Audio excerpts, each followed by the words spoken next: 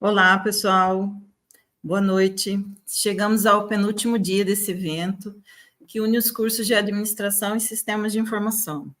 Eu espero que vocês estejam gostando desse evento, tanto quanto nós, da equipe de organização, que preparamos tudo com muito carinho e cuidado. Esse encontro de inovação tecnológica e gestão, que está na sua terceira edição, surgiu de conversas entre os professores dos cursos de Administração e Sistemas de Informação, nos quais discutimos a necessidade de criarmos palestras mais abrangentes e interessantes que atingissem um maior número de pessoas, né? Relembrando uma frase atribuída a Isaac Newton, que diz, se cheguei aqui, foi porque me apoiei no ombro de gigantes. Então, nosso objetivo como professores e cientistas é utilizar o conhecimento construído pelos gigantes que vieram antes de nós, para desenvolver novos conhecimentos e transmiti-los a outras pessoas. Dessa forma, esse evento é muito relevante, porque une dois cursos que fazem a diferença no mercado de trabalho. O curso de administração traz conhecimentos e técnicas de gestão que, se bem aplicados, levam ao sucesso e o crescimento contínuo dos empreendimentos. E o que dizer do curso de Sistemas de Informação, que ensina o famoso algoritmo, tão falado ultimamente nas redes sociais. É possível trabalhar com programação sem formação na área, mas existem uma classe de problemas que não são resolvidos sem as técnicas ensinadas nos cursos de computação. Dessa forma, a junção desses dois cursos só poderia trazer bons frutos. Né? Otávio, você poderia colocar o professor Anderson na tela?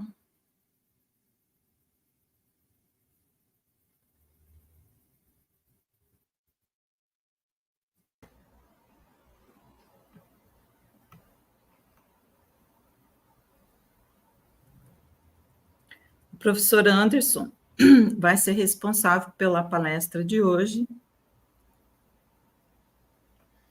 Está aqui, né, professor? Professor, boa noite, professor Anderson. É um prazer apresentar a sua palestra hoje. O Anderson foi meu aluno no curso de administração e eu estou muito orgulhosa com essa carreira brilhante que você tem conseguido trilhar, né?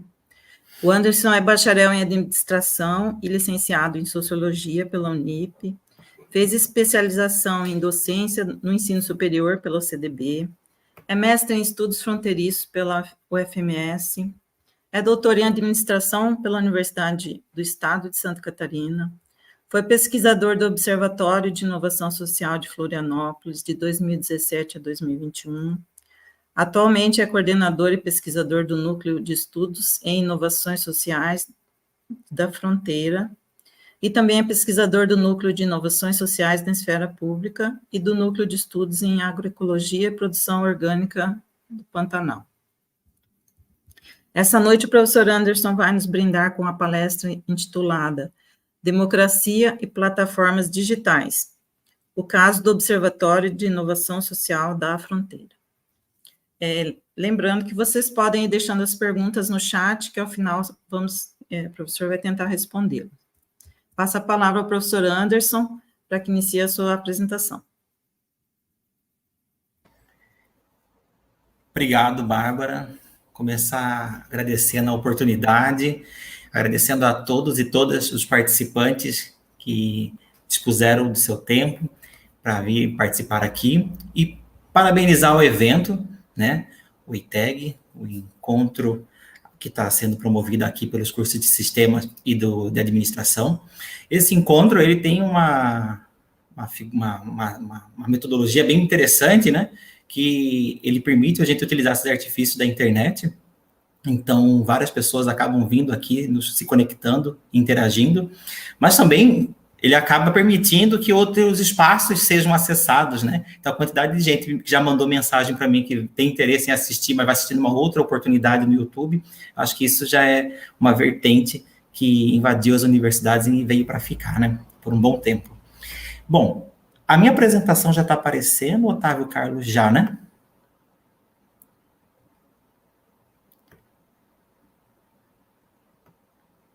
Deixa eu aumentar ela aqui. Certo. Bom, então, hoje eu vou estar falando para vocês, como a Bárbara me apresentou, obrigado, Bárbara, sobre democracia e plataformas digitais. E para falar sobre isso, um tema tão abrangente, eu vou partir do entendimento e de uma discussão sobre ecossistemas de inovação social. Acho bem interessante trazer essa temática aqui para o EITEG, né, um evento de inovação e tecnologia que une 2 cursos, como a Bárbara bem pontuou, e dentro de uma nova vertente, eu digo nova, principalmente aqui para o público-alvo do EITEG, né? Falar de inovação social aqui no EITEG, eu acredito que essa deve ser a primeira vez nos 3 encontros, né? E também é muito nova aqui para o público em específico, né? Apesar de ser a internet e poder ser acessado de vários campos, o público principal ele é do Mato Grosso do Sul. Bem, deixa eu só me organizar aqui.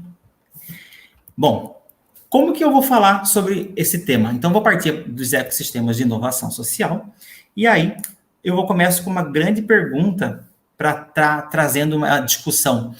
Antes da gente iniciar e pensar de falar em plataformas digitais, em plataformas digitais e ecossistemas, uma pergunta que ficou muito clara para a gente lá no laboratório é: o que é inovação social e por que ela impacta a vida de todos nós? Por que é tão importante falar sobre isso? Essa pergunta, né, que é tão clara para a gente, que está na linha de frente da pesquisa, ela foi surgindo a necessidade dela há mais ou menos uns 4 meses atrás. À medida que a pesquisa foi avançando, eu vou mostrar parte, né, o estudo de caso aqui da minha fala vai ser o observatório.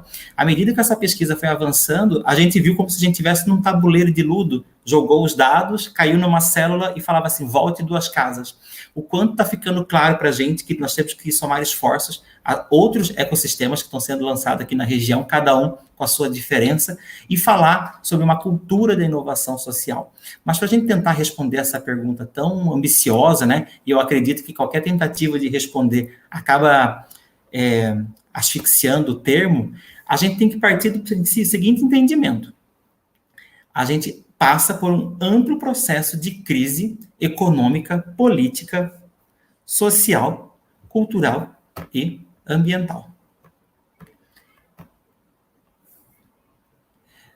Só confirma a produção. Tá passando o slide, né? Tá transitando, né? Que eu tô olhando aqui no celular e no meu celular não tá transitando. Tá sim, demora um tempinho para ele tá ok. aparecer no YouTube. Então, tá ok. Então, para a gente buscar entendimento, né, um possível entendimento do que seria essa inovação social, a gente tem que partir desse princípio. A gente precisa conceituar, entender e assumir esse amplo processo de crise. Quando a gente está falando nessas crises, e a gente acabou de passar por uma semana de crise, né? Hoje a minha internet, inclusive, está ruim por conta dessa crise, mas a minha internet estar ruim é o menor dos problemas para uma cidade que passou por uma tempestade na última terça-feira, dia 12, né, como a reportagem coloca aí, e destruiu ou prejudicou parte da casa de várias famílias. Infelizmente, teve uma morte de uma criança no momento mais puro e infantil que ela possa ter, que é numa aula de educação física, quando elas vão brincar. Então, para entender o que é inovação social, não dá para escapar de assumir esses processos de crise, porque a inovação social ela vem sendo apontada justamente como uma capacidade de resposta a essas inúmeras crises. Como que a gente ia falar em frear o avanço da pandemia Covid-19 nas favelas, se a gente nem assume que a cidade tem favelas, né? Se a gente não, essas favelas, essas moradias, elas não têm acesso à água encanada, então como que a gente fala em qualquer processo de higienização? Enfim, assumindo esses diversos processos de crise, é que a inovação social vem sendo colocada, ela ganha destaque, tanto no debate científico quanto nas agendas políticas, nacional e internacional. Isso começa lá fora e aqui no Brasil começa uma discussão com mais intensidade a partir de 2010 e com mais intensidade a partir de 2017 ali. A inovação social ela foi ganhando destaque dentro desse debate científico e na União Europeia, nos Estados Unidos, no Canadá e também nas agendas políticas, né? Teve ali toda uma agenda construída no programa do Barack Obama, no Canadá, enfim, porque ela é colocada como uma das melhores estratégias para, primeiro, responder aos desafios socioambientais contemporâneos, né? Quando a gente fala de responder esses processos socioambientais, que não são poucos, são muitos, ainda mais para nós, sociedades latino-americanas, a gente está falando que a capacidade de resposta emana não mais somente do poder público. Diversas atividades empresariais e milhares de atividades da sociedade civil vão acabar influenciando a trajetória do desenvolvimento das suas localidades, porque a nossa sociedade, então, ela se depara com situações problemáticas em seus cotidianos, em suas realidades, e à medida que a gente se depara com essas situações problemáticas, a sociedade ela já não espera um convite, né? Ela não vai esperar ser convidada pela administração pública para falar, eu quero responder a uma problemática do saneamento básico na APA Bahia Negra. Não, a sociedade, ela encara isso, ela arregaça as mangas e ela vai lá buscar fazer alguma atividade. Mesmo reconhecendo que a gente vive há muito tempo, mas cada vez mais a gente vive um processo do individualismo muito exacerbado na nossa sociedade. Cada vez mais, grande parte dela se fecha para tentar resolver os seus problemas privados, os problemas particulares. Mas ainda assim, há um grande esforço coletivo. Então, essa tentativa de responder essa pergunta ambiciosa, o que é inovação social, primeiro tem que partir de um princípio. Mais do que definir, a gente tem que entender que se trata de um estudo de configuração das práticas sociais. Logo, a definição não é o objeto principal, né? Para a gente entender inovação social, a gente precisa entender que é uma configuração de práticas que vão emanar essas respostas e que podem influenciar essas trajetórias dos territórios. Bom, que práticas são essas, né? A gente está falando aí de, no mínimo, 4 conceitos chaves, 4 questões chaves que vão ser colocadas para se responder a essas inovações sociais. A primeira questão-chave é entender as práticas coletivas. O que a sociedade faz e por que ela faz determinada ação, certo? Quando a gente entende essas práticas, isso é muito importante porque a gente vai ver que várias dessas práticas, elas possuem uma trajetória, elas dialogam com uma trajetória, tanto da organização em si e da sociedade, aquela dinâmica do determinado local, como ela também dialoga com os problemas que são inscritos em umas esferas maiores. O que eu estou querendo dizer? Muitas das vezes, quando a gente não entende e não assume as práticas da sociedade, a gente pode taxar pejorativamente, mas se trata apenas de um assistencialismo, né? Aquele grupo está ali fazendo uma doação de alimento, está doando uma marmita por algum grupo que precisa, porque é uma atividade assistencialista, não tinha necessidade disso. Ou ele está fazendo isso porque ele é fiel, é parte de alguma igreja, de alguma entidade religiosa. A gente não pode fazer concordar com esses conformismos e com esses ataques, porque se essas atividades existem, é porque tem público para consumi-las. E onde tem público para consumi-las, é porque nós estamos diante de problemas socioambientais. Então, identificar essas práticas são parte do processo. Essas práticas também estão escritas, então, em longas trajetórias. E ao longo da trajetória de uma sociedade, tem um autor muito importante, olha que curioso, né? Hoje o evento aqui tem bastante público da administração e dos sistemas de informação, mas tem um autor chamado Mark Bloch, e ele vai falar, dos vários textos dele, sobre o espírito da invenção e da desaceleração. Ele vai estar incomodado numa discussão que ele faz bem pertinente, que ele fala assim, eu não acredito que é só por questões econômicas, alguma coisa vai influenciar essa sociedade a determinado momento, ela ter um espírito de invenção muito rápido, muito ativo, e em algum momento também leva à sua desaceleração, certo? Esse espírito, a gente pode falar que é o contágio. Então, terça-feira, quando acontece aquele desastre ambiental aqui na nossa região, que vai atingir várias famílias, ali nós temos um exemplo bem prático disso. Várias práticas vão emanar de organizações maiores, de coletivos informais. Essas práticas vão buscar responder a esse momento de calamidade. Mas existem os processos de desaceleração, quando o problema está ali tão exacerbado e a sociedade, as comunidades, o órgão público, eles não respondem mais. Para isso, a gente chega numa quarta característica, que são a questão da memória, né? A memória coletiva é justamente o que vai levar à base aqui do nome da palestra, né? A democracia, o exercício da democracia, ele demanda cidadania. Como que a gente vai se engajar a produzir práticas para um lugar que a gente não tem identidade, que a gente não tem uma memória, que a gente não tem um pertencimento?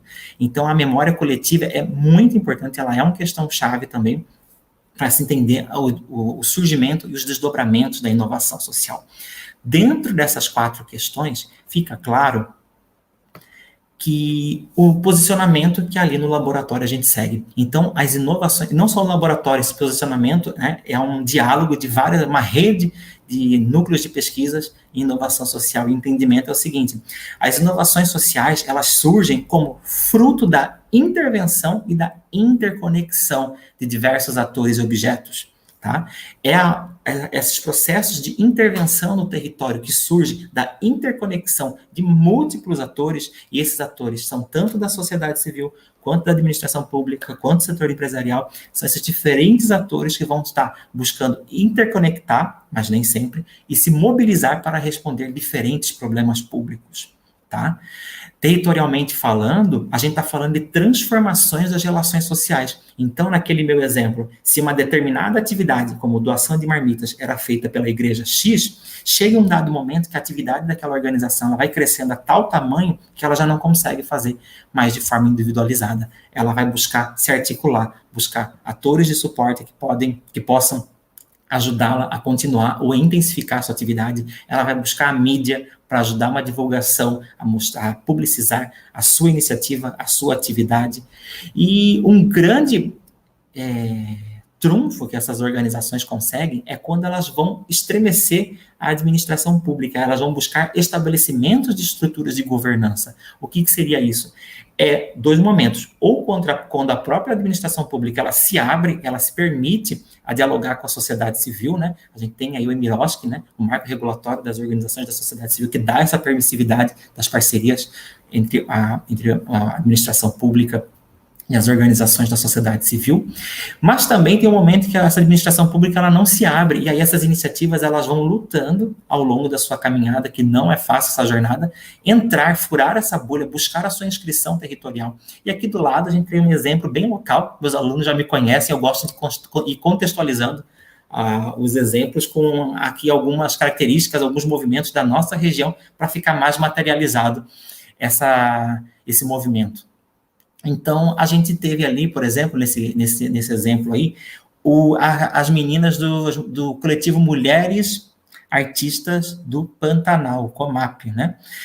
Na imagem superior, elas estão ali num processo, então é um coletivo de mulheres que reúne mulheres artistas, e aí elas vão ter todas as categorias, inclusive eu coloquei o Instagram ali, para vocês seguirem e apoiarem a causa. E uma das atividades que essas mulheres fizeram foi ali no Porto Geral, elas fizeram, então, um processo de educação ambiental a partir da arte, né? Levarem um processo de educação ambiental. Qual o problema que elas estão tentando responder? Primeiro, que é a inserção de mulheres numa agenda artística aqui na região. Um espaço que era dominado por homens, ainda é dominado por homens. O segundo, elas estão ali, nessa atividade em específico, falando de educação ambiental, né? Nós estamos localizados no Pantanal, a maior área úmida do planeta, patrimônio pela ONU, pela Unesco. E fazer essa campanha é uma campanha necessária. E esse coletivo ele vai crescendo, ele vai caminhando, e na foto inferior, ali na foto de baixo, tem uma reunião que é quando ele vai tomar posse, né? Uma dos membros desse grupo, uma das líderes, ela toma posse no Conselho Municipal de Política e Cultura. Os desdobramentos da ação, territorialmente falando, é agora acompanhar o que elas vão conseguir, e tomara que tenham muitas conquistas, de como que elas vão conseguir inscrever a agenda das mulheres, da cultura, dentro desse processo, né? Uma vez que as conquistas e as tarefas vão acontecendo no território, é importante saber que elas não são causas ganhas e para sempre, e não significam a finitude de um problema. Porque muitas das temáticas geram crises, geram desconfortos. E aí, nesse caso, uma atividade tão bacana de levar a educação ambiental para a nossa região, ela gerou um grande desconforto. Quem acompanhou pelas mídias viu que grandes empresas da região foram lá e pintaram o trabalho artístico dela, passaram tinta branca ali, porque não era para se falar sobre educação ambiental. Então, a gente vê que esse ecossistema... Aí a gente vê duas coisas. Primeiro, a importância de entender as práticas coletivas dos atores no território a partir dos ecossistemas de inovação social. Segundo, a gente vê o quanto esse ecossistema ele é formado por múltiplos atores. Não adianta ficar com esse olhar de procurar anjos e demônios. Eles são formados por múltiplos atores e cada ator vai estar tentando responder à sua causa. Isso já é um olhar que eu vou comentar lá na frente das arenas públicas. Partindo desse entendimento, né, e daqui do posicionamento, do quanto a inovação social ela surge desse processo de intervenção. Então, eu estou ali no estudo das práticas, dessa interconexão de vários atores, dessa busca por uma governança, ou busca apenas de tentar dialogar com a administração pública, a gente caminha, então, minha próxima parte aqui, para falar dos ecossistemas de... Opa, passou muito aqui. Os ecossistemas de inovação social.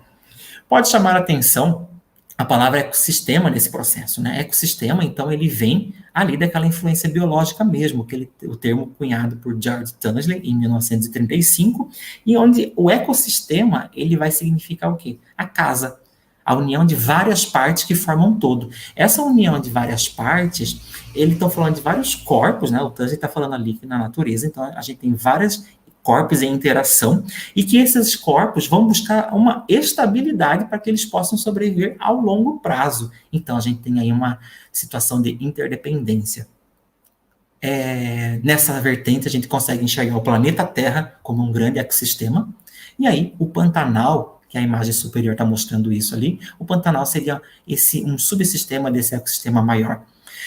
Só que essa busca por estabilidade, por interdependência, não pode significar que o ecossistema está sempre em equilíbrio. Pelo contrário, ele é um ambiente instável e, ao menos, em movimento. Principalmente agora, se a gente for olhar ali a imagem inferior, a gente pensar que a própria construção que a nossa sociedade deu para as cidades, né? Então, essa imagem é bem ilustrativa e ela vai mostrar toda a parte urbana de Corumbá, uma parte da parte urbana de Corumbá, um recorte, e vai mostrar a interação, que fica aí a reflexão, né? Como que a gente interage com o Pantanal que está logo ali, né?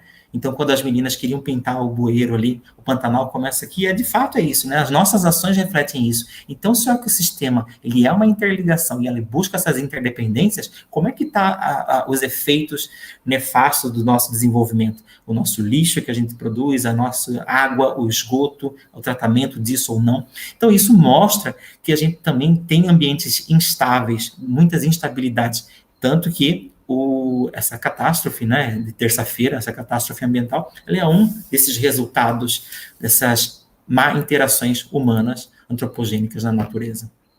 Então, o ecossistema vem daí. E ele adentra o estudo aqui da gestão e da organização, começando aqui da esquerda para a direita, do ecossistema de negócio. Então, lá em 1993, o Moore vai pegar essa visão, esse entendimento da biologia, e ele traz isso para o estudo da gestão, do gerenciamento, a partir de uma metáfora, a metáfora da biologia.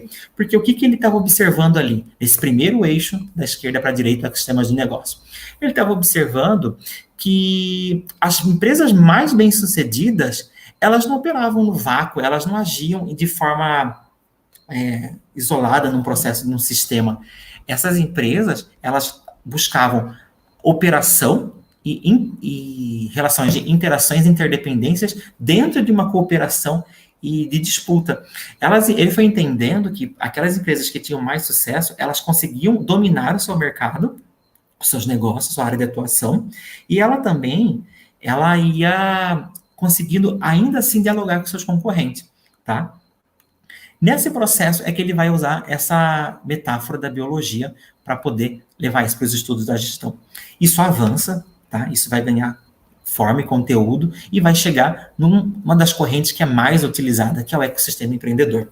A diferença da abordagem anterior é que o ecossistema empreendedor, ele vai pôr agora a ênfase no empreendedorismo, tá? Enquanto o ecossistema de negócio, ele tem o foco na captura do valor, ele quer entender o que aquela determinada empresa, aquele negócio fez e qual que é o valor que ela agregou à sua atividade para ser mais bem-sucedida na sua área de atuação. O ecossistema de empreendedor, ele vai mudar esse foco, ele não coloca mais o olhar sobre a empresa, ele vai colocar o olhar sobre o empreendedor. Agora o foco muda, o foco é no papel do empreendedor e ele é o líder dessa gestão. O papel do governo nesse processo, no ecossistema de empreendedor, é apenas o de facilitador desse processo. Essa corrente, ela vai continuar avançando, e aí, nesse debate do ecossistema empreendedor, vai entrar a questão da inovação. A inovação entra nesse processo para o que a gente chama mais recorrente, forma mais recorrente agora nos últimos anos, dos ecossistemas de inovação.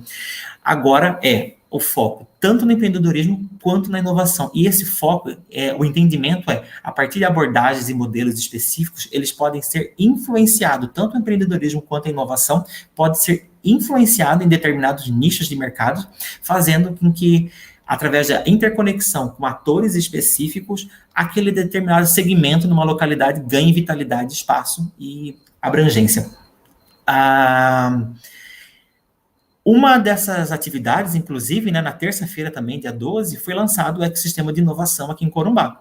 Né? É um ecossistema que foi criado, se não me falha agora a memória, tomara que não falhe, ele vai atuar em 3 campos de atuação. Ele vai atuar no agronegócio, no turismo e na mineração. Então, ele vai estar articulando diversas empresas, micro, médias, pequenas, indústrias que dialogam diretamente com essas atividades. Isso é bem bacana, isso deveria ser intensificado aqui na região, porque o ecossistema de inovação ele tem um potencial muito forte de geração de emprego e circulação de dinheiro, bens materiais e imateriais dentro de um território. O que é a grande questão aqui? A grande questão é que, a partir dessas duas últimas abordagens, o ecossistema de empreendedor e o ecossistema de inovação, essas duas abordagens vão ser utilizadas para a questão social. Elas vão entrar dentro do campo da inovação social, e aí as pessoas que levam essa abordagem para analisar a inovação social, eles vão defender que é possível criar um ambiente de interconexão de diversos atores para desenvolver, através do empreendedorismo e da inovação, atividades que possam responder a necessidades sociais, certo? Bom, e qual que é o problema de olhar dessa forma, né? A gente procurar pela internet, a gente consegue achar alguns casos, né? Os famosos casos de sucesso. Tem um caso bem famoso, bem bacana, que é no Rio de Janeiro, e a organização foi criada toda uma ambiência, toda uma interconexão de atores, né? Atores estratégicos, para dar vitalidade a um grupo de mulheres e mães de uma favela lá no Rio de Janeiro. Foi passado treinamento, foi criada estrutura, capacitação, articulação entre elas, e elas começaram a fabricar vários sabores de bolo e fazer uma rede de entregas de bolos e tortas. E deu certo, ainda bem que deu. Só que a grande questão, e aí a gente já parte para a lacuna, é a seguinte: quando a gente olha para a inovação social com a ótica do ecossistema de empreendedor, do ecossistema de inovação, o insucesso do projeto é bem maior do que os números de sucesso, tá? Eles se baseiam em modelos explicativos, então nem sempre você consegue responder aos problemas socioambientais a partir dessas óticas. Por quê? Porque o ecossistema de negócio, de empreendedor e o ecossistema de inovação, qual que é a prioridade? O que ele está buscando ali? Ele está buscando estratégias para as empresas acessarem ao mercado, capital humano, ofertas, quem são as instituições de suporte que podem fazer parte, como que você identifica um ecossistema de negócio de sucesso. E então o foco é na ação em si, em tentar resolver aquele problema. A demanda daquele grupo não é o foco. Então eu acabei de narrar um exemplo aí das mulheres do bolo que deu certo, mas para cada um exemplo, a gente tem 10 fadados ao fracasso. Um exemplo bem próximo da nossa aqui, que aconteceu aqui em Corumbá, foi lá por 2007, 2008, quando um grupo de produtores rurais já se dedicavam à apicultura, eles tentaram criar a apicultura, né, intensificar a atividade apícola aqui na região. Eles vão buscar ajuda, eles vão achar esses atores de suporte, e naquele momento veio um ator de suporte de Campo Grande, e esse ator chegou sem entender a demanda do grupo, ele não queria entender, ele chegou com o modelo pronto. Era para se falar de apicultura, o grupo pegou e falou assim, os atores de suporte: tá aqui, a partir de hoje vocês vão criar ovos, vocês vão criar galinhas para vender ovos caipiras. E o grupo falava: não, mas eu não quero, eu já tenho minha abelha, eu tenho minha caixa, eu quero me dedicar na minha atividade apícola. E não rodou, porque o grupo declinou desse projeto. Então isso é bem comum, e aí quando a gente começa a enveredar, cartografar aqui a região, você vai encontrar vários casos de organização que, enquanto ela era assistida por esse ator de suporte, que tinha esse projeto que conduzia, a atividade da associação, dessa organização, decolava, ela deslanchava. À medida que esse portador social saiu dali, a organização ela não conseguiu caminhar com as próprias pernas. E isso não é falta de empoderamento desses líderes, é porque, na grande maioria das vezes, não se entenderam a demanda. No caso desse grupo apícola, só depois, quando eles chegam na fase eles vão conseguir uns atores de suporte em Dourados, e depois, um aqui dentro da Universidade do Campus do Pantanal, esses 2 atores vão fazer outras parcerias, e aí eles vão conseguir criar a associação em 2011, se não me falha também a memória agora. E aí, desenvolvendo essa atividade. Então, a gente viu bem claramente ali que esse olhar do ecossistema empreendedor e de inovação para resolver os problemas sociais, na grande maioria das vezes, eles não dão certo. Por quê? Eles desconsideram a trajetória, por que aquele problema surge, ou por que aquela organização está ali, quem que a compõe, quem que são essas pessoas, né? Eu sair daqui e lá no lixão, olhar para os catadores e eu vou gritar que eles são empreendedores e que eles vão ter uma autonomia e vão resolver todos os problemas de negócio. Eles não vão conseguir. Vou cortar minha fala aqui já. Entendeu? É não entender a composição desse grupo. Agora, se eu estou diante de um grupo que consegue, então bora potencializar. Né? A gente também tem um caso bem bacana agora, recente aqui na região, que a Associação Corumbá produz. Então, ali foi enxergado, vira um potencial daquelas mulheres desenvolverem atividades empreendedoras. Digo mulheres porque a maioria das pessoas que estão ali são mulheres, mas acho que também tem homens. Então, naquele caso específico, deu para fazer. E está decolando e está bem bacana as atividades delas. Ainda assim, com inúmeros desafios. Mas, na grande maioria das realidades, não dá. Não se olha também, desconsidera o ambiente institucional. Será que naquela região tem políticas, leis específicas, vereadores, deputados que vão dialogar, vão ajudar?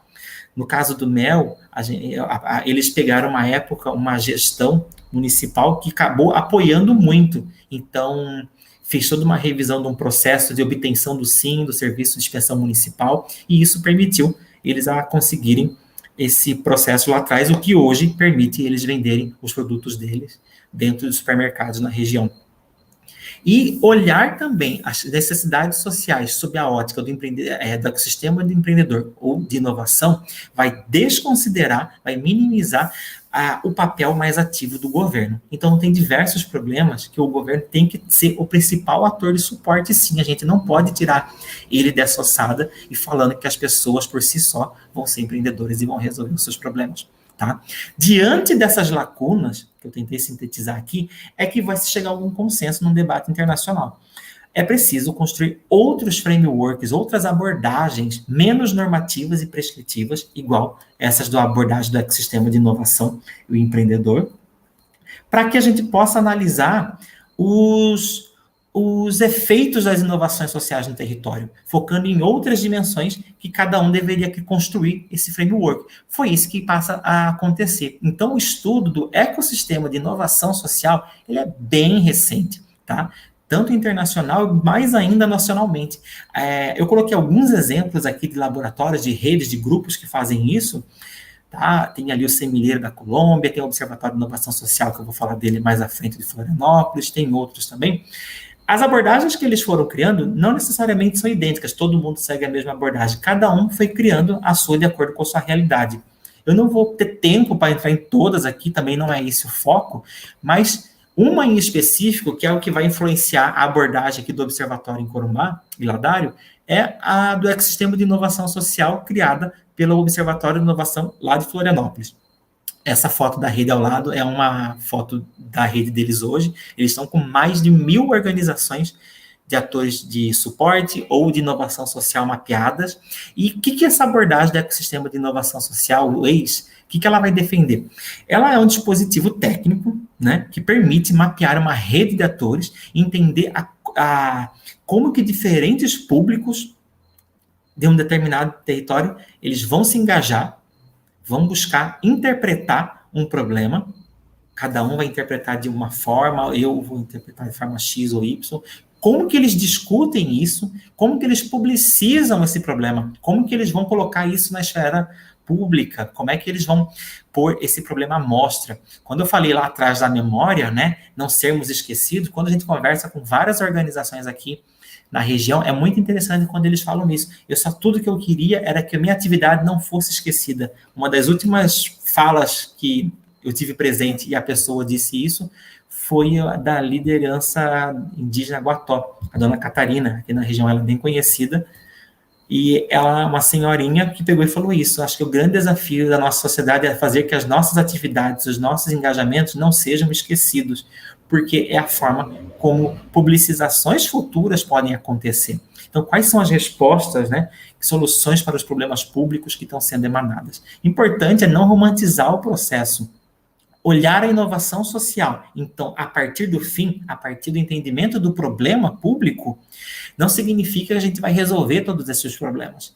Muitos dos problemas conseguem buscar melhorismos, soluções, intervenções, mas diversos problemas também continuam sendo arrastados. Mas nesse processo de arrastamento, um grande exercício assim, que a gente pode pensar e refletir é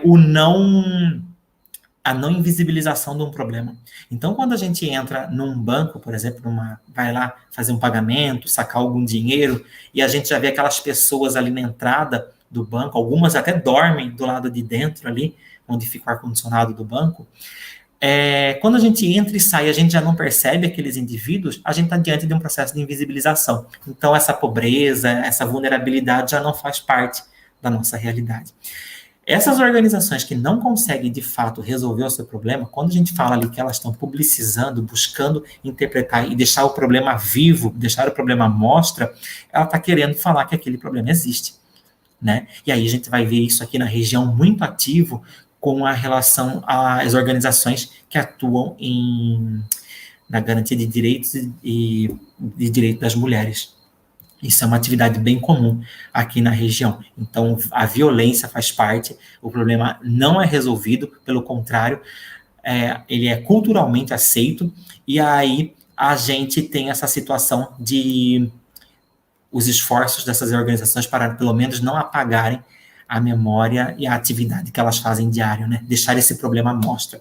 Então, estudar o ecossistema de inovação social a partir do enfrentamento do problema público foi a abordagem que influenciou o caso que eu trago para apresentar para vocês aqui.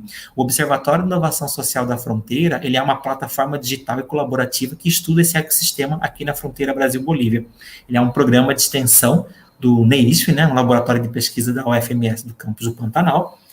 O método em si de buscar rastrear a rede e de estudar a inovação social a partir do problema público, a gente se inspira no Observatório de Florianópolis, mas as cores, né, pode aparentar que é uma logo muito colorida, muito bonitinha, eu acho ela bem bonita, dessa parte, as cores têm um significado, é porque a leitura de todo esse levantamento a gente faz sobre a ótica do bem viver, né? Esse cosmovisão aqui das comunidades indígenas e amazônicas, que vai, dentro de linhas gerais, que só falar de bem viver é uma palestra à parte, ela vai falar da necessidade de nós reconectarmos com a natureza e mudarmos e repensarmos a nossa relação em sociedade. Então, a gente precisa reaviver os laços comunitários, como que as nossas comunidades vão interagir, nós voltarmos a viver em comunidades em interação. Bom, como eu falei para vocês, a gente está aqui, então, analisando esse ecossistema na fronteira Brasil-Bolívia. São 4 municípios, né? Corumbá é o maior deles, essa área laranjada. Aí tem Ladário, que é a porção menor, esse amarelo. O cinza escuro aqui é Porto Quijarro e Porto Soares. Por que analisar os 4? Porque a vida nessa fronteira, ela não respeita essa linha preta que vocês conseguem ver nessa caixinha maior do Zoom. Ela não respeita mais. Então, a interação entre pessoas, bens materiais, cultura e problemas, ela ultrapassa e avança nessa fronteira. E assim como há um compartilhamento desses problemas públicos, há um compartilhamento de ações também. Então, várias ações dos 2 lados da fronteira acabam atingindo a toda essa população. E aí a gente está falando de uma população de quase 170 mil habitantes. É muita gente. Quanto ao método, o método de pesquisa para a gente entender esse ecossistema de inovação, ele passa por 4 fases. A primeira fase, acho que vai dar um delay aqui no sistema, não vou conseguir passar, é entender os problemas públicos. O que a gente precisa entender aqui do problema público? O problema público, então, não foi Anderson ou a equipe ali do NEISF, né, que decidiu qual problema que a gente vai estudar. A gente, nessa primeira fase, e essa pesquisa começa lá em 2019, a gente vai a campo entender Quais são as principais problemáticas dessa região que essas organizações, lá atrás, quando eu falei das práticas sociais, que essas organizações tentam responder? E aí a gente começa a fazer um grande levantamento e a gente chega nesse compilado de 2, 4, 6, 7, 8 problemas públicos. Não significa que são os únicos 8, é que a partir das práticas nós conseguimos identificar esses 8 grandes problemas públicos. Destacar alguns: erradicação da pobreza, degradação ambiental, educação e cultura, inclusão das pessoas com deficiência e necessidades educacionais específicas. À medida que a gente foi encontrando organizações que atuavam nessas linhas de frente, foi ficando claro que ali havia um problema público. Um problema público, ele se torna público justamente quando haverá uma mobilização de atores, como eu falei, de diferentes setores que vão buscar responder essa problemática. Pode ser lá da administração pública ou a grande maioria acaba sendo da sociedade civil. Então, esses problemas foram definidos a partir das práticas, as práticas que a gente foi identificando do que eles tentam resolver. A partir dessa identificação, a gente foi levantando dados secundários, dados de pesquisa já realizadas, que pudessem mostrar para a gente ali o diálogo com a ODS, o quanto que esses problemas dialogam com a agenda do desenvolvimento sustentável. Aqui tem uma compilação dos principais problemas, né, como eu falei, então, a partir das práticas, então a gente coloca isso em exposição lá no nosso observatório. E aí chega a fase 2. A fase 2 eu não vou conseguir mostrar aqui, que a internet de casa está bem ruim, que é a fase de rastrear e religar a rede. Então, esse processo avança quando a gente se depara com esses problemas e a gente faz uma segunda pergunta. Tá, quem que são as organizações que tentam responder a esse problema público? E a gente vai descobrindo quem são esses atores em seus diferentes níveis. E essa rede, ela é viva, tá? Ela se mexe, você clica no botão ali, você consegue ver as interações, quem que fala com quem que não está falando com ninguém e tenta fazer sozinho, enfim. Mas esse sozinho não acaba se perdurando, porque ele acaba tendo um diálogo com alguém. Nesse processo de mapear a rede, a gente já chegou hoje a 250 organizações. Dessas 250, a gente já conseguiu colocar ali no observatório 75 iniciativas de inovação social e 25 atores de suporte. Tem mais, é que o processo vai avançando, né? Quando a gente cadastra essas organizações, a gente pega os dados delas e elas podem passar por 3 fases. A primeira é de mapeamento, então a gente conseguiu informações suficientes para poder cartografar, georreferenciar essa organização no território. A segunda fase é observada, significa que algum membro ali do laboratório, com alguma pesquisa que ele está fazendo, ou os alunos lá do curso de administração nas atividades de extensão, eles foram lá nessas organizações. Eles aplicaram o questionário, então eles validaram e encontraram outras informações. À medida que isso acontece, eles voltam e a gente vai abastecendo essas informações. E um terceiro nível é acompanhadas. O que são as organizações acompanhadas para a gente? São aquelas que a gente vai desenvolvendo alguma atividade, até porque o observatório ele também é um programa de extensão, então a gente vai fazendo mais ali na frente, eu vou mostrar uma série de agenda nesse processo. A terceira fase a gente se deparou então com essa rede de organizações, a gente vai tentar entender os desdobramentos da ação, o que de fato é feito, o que de fato é arrastado, como que fica o aparato institucional, a participação do poder público nesses problemas. E então a gente entra numa fase que é o adentrar as arenas públicas. Esse adentrar as arenas depende de cada área de trabalho dos professores e da equipe ali do observatório. Então, eu vou falar da minha em específico. Hoje a gente está atuando nessas 5 linhas de frente. Tem a linha que vai tratar com a professora Vivian das mulheres, o professor Douglas vai olhar a linha da educação e cultura, a Flávia também é pesquisadora do IFMS, ela está fazendo um belo trabalho na área da inclusão, e também, agora a Érica, discente do mestrado que eu oriento, ela está começando esse olhar para entender os desdobramentos da ação no acolhimento a imigrantes e refugiados. Eu, em específico, eu trabalho com essa do meio, com a merenda escolar, e quando a gente entra nisso, era uma temática só, merenda escolar, e a gente vai encontrando um emaranhado de atores, esses atores que vão se interagindo para levar essa alimentação lá para as crianças e adolescentes, né, da região. A partir daí, a gente começa a entender a quarta fase, tá? Já caminhando já para o fim, a quarta fase é a gente vai priorizar as ações e as inovações construídas pelas comunidades. Esse processo de priorização, a gente leva essas demandas para a sala de aula a partir das atividades de extensão, e aí vocês têm alguns resultados.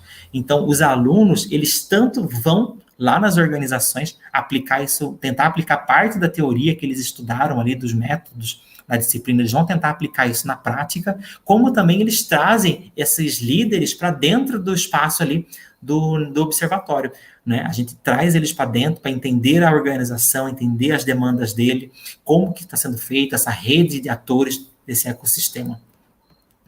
Isso é muito bacana, porque além de uma aplicação prática e da teoria e metodologia, tem também uma questão da formação cidadã desses alunos. Hoje, são 13 organizações acompanhadas, tá? Dessas organizações, algumas a gente já terminou atividades, outras estão em processo, e os alunos ali, na equipe, conseguiu gerar vários produtos de elaboração de estatutos, criação das associações, articulação com outros atores, por algumas dessas organizações para se conversarem, porque elas não se dialogavam. A publicização, por exemplo, quando os alunos foram atender a CUFA, que é a Central Única de Favelas, eles próprios não sabiam que Corumbá tinha favela. Então, quando eles ajudaram a divulgar essa organização, foi bem bacana, criação de site, enfim, são várias atividades que vão sendo criadas. Além dessas atividades de extensão, tem os produtos científicos e técnicos que vão surgindo a partir das atividades desse observatório. E aí nós estamos falando de coleção de cartilhas educacionais voltadas para as escolas, rodas de conversa com as organizações da sociedade civil, com o poder público, relatórios técnicos, aí nós temos o boletim de preço, tem o radar da inovação social, palestras, os alunos próprios do observatório, eles vão lá para as escolas da região, fazer diversas falas, enfim.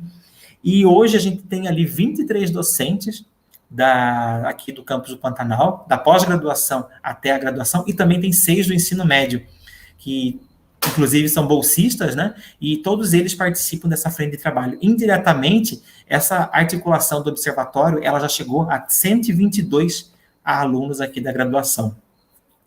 Bom, para finalizar, eu vou focar só em alguns desafios, tá? O desafio hoje do observatório é ampliar o número de organizações observadas. Hoje, a maior parte das nossas organizações, elas são mapeadas. A gente identificou que ela existe, mas ainda precisamos avançar para as observações. A gente também precisa avançar para os municípios da Bolívia, né? Ali a gente tem já várias organizações cadastradas, mas a gente sabe da existência de outras e a gente precisa fazer esse avanço. E, por fim, a gente não consegue fazer isso sem uma rede de apoio, né? Então, é um projeto financiado pela Fundect, pela CAPES, pelo CNPq, e a gente só consegue isso por conta do apoio tanto institucional do governo do estado, das prefeituras locais, e de uma rede de parceiros que trabalham ou com inovação social ou com algum dos problemas públicos em específicos ali. Bom, era isso. Até passei aqui o tempo, porque eu fiquei enrolado aqui com a minha internet, tá? Muito obrigado. Estou aberto às colocações e foi isso, por hora é isso.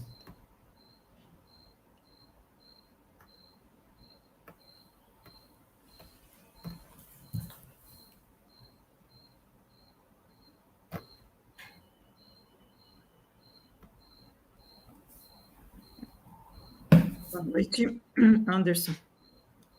Eu acho que o pessoal ficou tão chocado com a sua apresentação que esqueceram de fazer as perguntas. É sempre assim, né? É que você fala rápido e tem muita informação na palestra, acho que eles ficaram assim. Pois é, eu fiquei aqui apanhando a tecnologia. Então, foi muito interessante a sua contribuição com o evento, né? Com certeza, a inovação social é um tema com o qual temos muito que aprender, muito importante também para vários desafios, né? Enfrentar os desafios aí da sociedade. Eu acho que o pessoal conseguiu perceber quanto de conhecimento e troca de informações que ocorre nessas interações da UFMS com a sociedade, né, por meio da pesquisa de vocês. Então, é muito importante, tanto para a comunidade quanto para os estudantes, né, dos cursos. Os estudantes aprendem nessas interações e as pessoas recebem muito conhecimento, né. Eu queria ver se alguém tem alguma pergunta? Para mim está aparecendo uma bem aqui embaixo. Pode responder aí, Anderson. Aqui apareceu, acho que é a professora Caroline. Obrigado, Carol.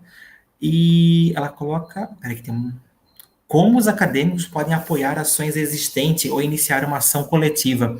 Olha, a experiência que a gente tem colocado aqui, que a gente tem observado nesses 2 anos de extensão com eles, é a provocação. Acaba que quando eles vão para a prática ali da extensão, eu tento deixar isso bem claro para eles. Não é uma aula de ação social. Então, se eles vão atender, por exemplo, quando eles atenderam a CUFA, eles estavam muito preocupados em fazer a arrecadação do alimento, que é algo bem bacana. E eles precisam desses alimentos. E eu falava assim para eles, olha, vocês têm que olhar com o olhar do que a gente viu aqui na disciplina. Então, vocês têm que operacionalizar alguns métodos, algumas teorias. Fazer essa parte social é um extra. Eu não vou avaliar vocês por um grupo que fez algo muito grande, e outro que fez algo mais pequenininho. Acaba que eles são contagiados por isso, né? Eles vão conversar com essas organizações. Então, no caso da CUFA, a Amanda recrutou eles ali, eles viraram voluntário na marra. Fomos para um evento lá com a comunidade, fica bem perto ali das famílias que trabalham com a coleta seletiva, né? E eles mesmos foram entrando. Então, a gente já tem caso de alunos que acabou a atividade e ele continuou ali enquanto voluntário, porque ele viu esse processo. Internamente, também tem surgido umas experiências bem bacanas dentro ali do campus do Pantanal, né? Quando eles vão aprendendo de uma forma bem cidadã, bem madura, a se articular entre si e procurar alguns direitos, algumas melhorias, né, mostrar a sua voz. Isso é bem bacana também para os estudantes, né? Tem iniciado alguns movimentos, sim, bem interessantes. Um que não está amarrado com a disciplina, mas que surgiu recentemente, foi o movimento das mães, né? As estudantes mães que estavam com vários problemas ali dentro para poder concluir o curso, assistir às atividades, desde falta de um lugar para trocar a fralda, enfim. E aí elas conseguiram se articular e algumas demandas elas já foram atendidas. Então é bem bacana levar de forma democrática essas demandas para a gestão. Tem mais uma pergunta? Deixa eu ver aqui. Existem outras regiões de fronteira que contam com ações de observatórios de inovação social? Se sim, qual e no que se aproximam da nossa realidade? Olha, em um olhar fronteiriço, eu desconheço. E a gente fez um grande... Quando ele estava ali desenhando o que seria o site, né, ele não é um 100% igual à abordagem de Florianópolis, é uma realidade totalmente diferente. Né? A gente está falando ali de uma capital que se auto-intitula a Ilha da Inovação, então ela recebe vários projetos, tanto de inovação social, ecossistema de inovação, enfim. Então, a gente começou a buscar uma identidade. Eu falei, não, como que é? E a gente começa esse processo de revisão. A gente não encontra nada em específico de fronteira. A gente encontra alguns laboratórios de extensão sob o olhar da inovação social na Argentina, na Colômbia, na Bolívia. Até o momento, a gente não achou nada. A gente achou agora, recentemente, um projeto da União Europeia que vai acontecer aqui bem próximo até, das cidades de Porto Quijarra e Porto Soares, mas em específico a gente não encontrou nada. Apenas, sempre nessa vertente, eles vão pegar atividades da sua região, demandas da sua região, e aplicar isso a partir de extensão, mas eles não fazem um processo de entender essa observação das ações na trajetória e nem como que isso acaba entrando numa governança, furando a bolha e tentando a institucionalização, né? Escrever esse problema na agenda pública. Fantástico. Tem muita coisa sendo desenvolvida, né? Tem bastante coisa sendo desenvolvida.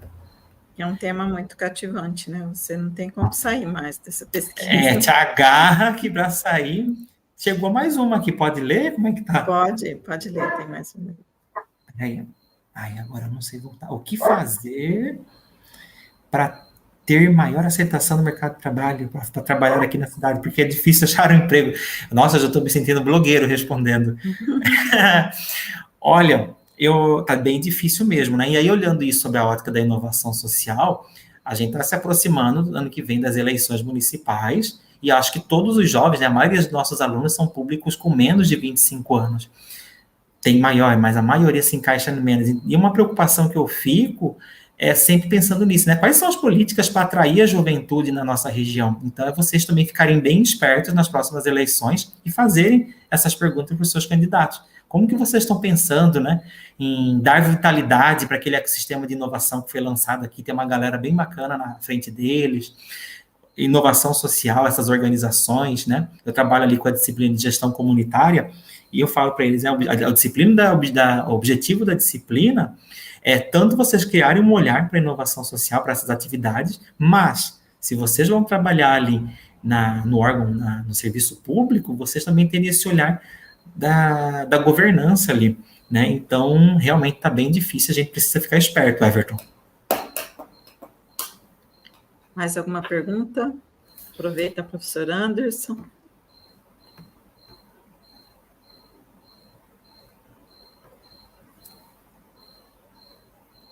Eu queria saber sobre essa arena pública, se você puder falar um pouquinho, Anderson. A arena pública é uma noção que ela foi proposta ali por um pesquisador chamado Daniel Cefai. Já tive a honra de conhecê-lo, ele é francês, mas fala português muito bem. E ela não é um lugar instituído. Ela se difere do mercado, ela se difere da esfera política. Ela é um lugar como se fosse um lugar de embate, como se fosse uma verdadeira visão de um ringue. Então, não é um lugar, um espaço. Aí eu vou lá na arena pública fazer. Ela é a cidade, por isso que a gente fala também em laboratórios vivos. Então, essa arena, ela é formada por multi-atores, e esses atores, quando eles entram ali dentro, eles vão tentar argumentar as suas visões de mundo e operacionalizar as suas ideias. É só a gente pegar um exemplo bem fervoroso no Brasil, que é a questão do aborto. Então, ele é formado por múltiplos atores, dos movimentos pró, dos movimentos contra, e cada um com sua defesa, e cada um com as suas potências de inscrições ali dentro também. Aqui na região, diga. Quem que organiza? Ela não é, assim, eu vou organizar a arena pública, então ela surge, né, uma arena, então ela surge. Por exemplo, eu no mestrado, eu vou acompanhar os desdobramentos da Feira Livre, né, tem até um artigo que a gente lançou, o último, sobre isso. Então, naquele momento do episódio do fechamento da Feira Brasbol, por exemplo, que foi em 2013, né, ela eclodiu. Então, o problema público ali era cultura, fechamento de feira, era trabalho e renda, fechamento do meu lugar de trabalho, do meu ganha-pão. Então, os atores foram para a rua.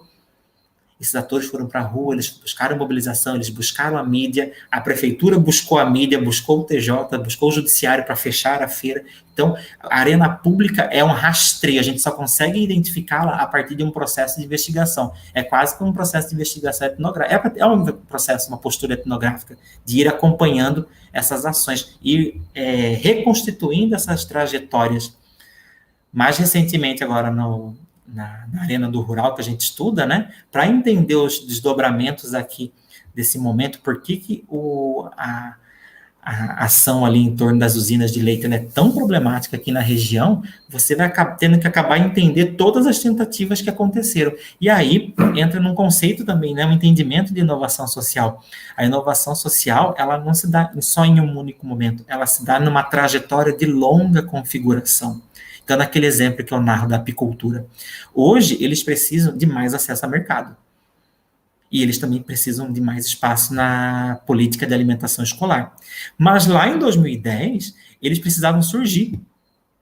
Então, quando eles conseguem o surgimento, ali a gente teve um processo de inovação, eles conseguiram se constituir. Depois eles lutam, eles precisavam da casa de mel, onde eles fazem todo, né, o processo do beneficiamento do mel. Aí eles precisavam de recurso. Então, a cada tempo da nossa própria vida é assim, né? Novas problemáticas vão surgindo e esses grupos vão buscando. Então, quando a gente fala que a gente quer entender uma arena pública, é porque que tem problemas que são resolvidos com mais facilidades e outros são arrastados.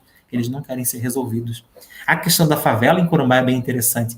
O poder público recusou por muito tempo dialogar com as organizações que estavam olhando para elas porque eles não queriam aceitar que Corumbá tem favela, né?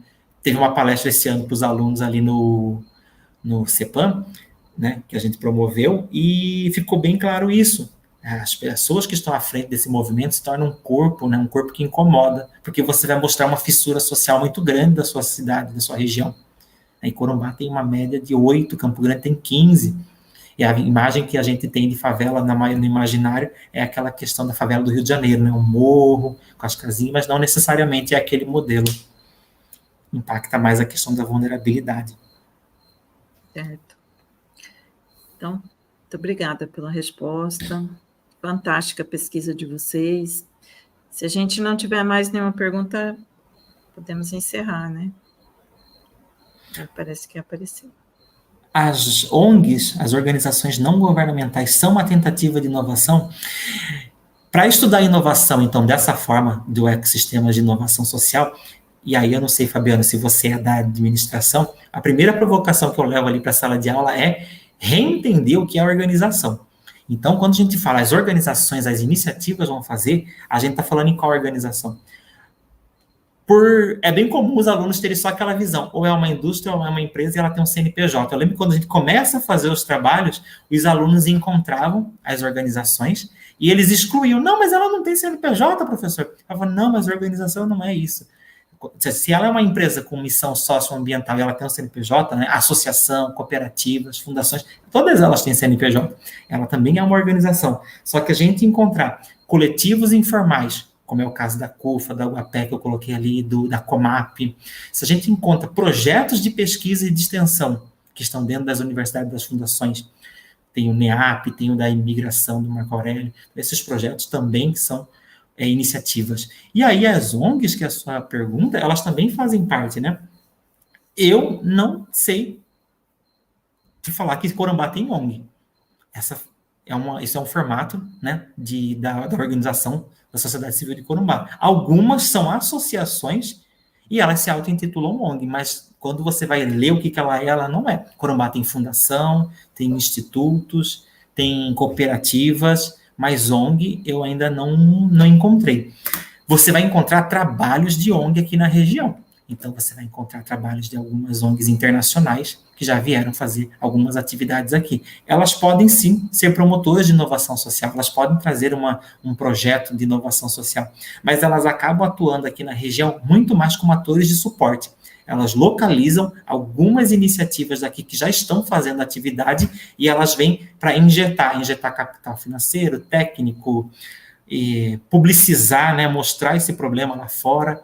Então, isso acaba acontecendo. Agora, nas queimadas do Pantanal, teve várias organizações internacionais que vieram com tanto aparato técnico quanto de recurso financeiro para iniciativas da região.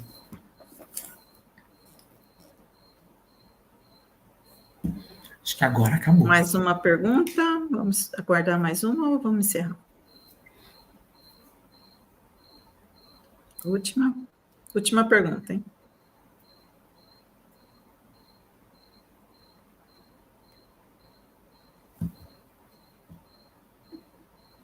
Acho que acabou agora, né? Então, tá certo. Obrigada, professor Anderson, pela sua disponibilidade. O pessoal da organização está pedindo para o pessoal não esquecer da lista de presença. Então, vamos aguardar todos para amanhã, último dia do evento. Lembrem-se que as palestras estão gravadas. Vocês podem assistir tanto a palestra de hoje, novamente, para entender tudo, né, professora? É muita coisa, né? E as palestras anteriores, tá? Boa noite, então, professor Anderson, muito obrigada de novo. Pessoal, muito obrigado pela participação. Vamos aguardar amanhã. Última palestra. Obrigado. Até mais, gente. Obrigado. Boa noite. Boa noite. E acabou, né?